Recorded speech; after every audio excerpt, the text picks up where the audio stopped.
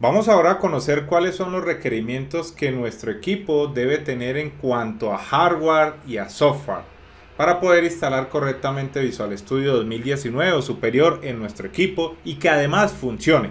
Lo primero que debemos considerar es que estos requerimientos van a aplicar para cualquier edición de Visual Studio. Si aún no lo tienen instalado, no hay problema. Más adelante vamos a ver las características de cada una de estas versiones, la edición o versión Enterprise, la versión Professional y la versión Community. Asumo también en este video que están utilizando un sistema operativo Windows personal, ya sea edición Home, Professional, Education o Enterprise. Si vemos aquí, podemos ir más abajo. Estas son las opciones para descargar. Si lo quieren descargar desde aquí, como les mencionaba, está disponible las tres versiones. Lo que les recomiendo es que esperen más adelante para poder conocer de qué se trata cada una de ellas y cuál es la que les conviene. Más abajo entonces, si podemos encontrar lo que nos interesa en este video.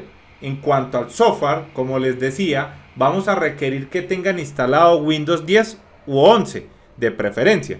Lo más importante a considerar es el hardware, que es lo que deben tener nuestro equipo para que nos funcione correctamente. Si no tienen estos requerimientos mínimos, pueden ser que sí se puede instalar, pero no funcione correctamente o se haga muy lenta su computadora. Entonces, en cuanto a procesador, se requiere un mínimo de 1.8 GHz y quad core como mínimo, debido a que el espacio que ocupa es aproximadamente de 2 GB de RAM. Se recomienda al menos un mínimo de 8 GB.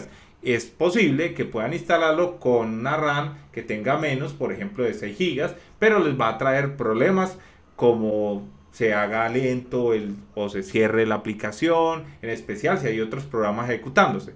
En cuanto al espacio en disco duro, lo requerido depende de las características que seleccionemos al instalar la aplicación, porque durante la instalación hay que seleccionar qué es lo que vamos a estar utilizando, pero regularmente se requiere de 20 a 50 GB libres. Para mejorar el performance, se recomienda instalar Visual Studio en un disco de estado sólido o SSD, y en cuanto a la tarjeta de video se recomienda una que soporte una resolución mínima de 720 bits.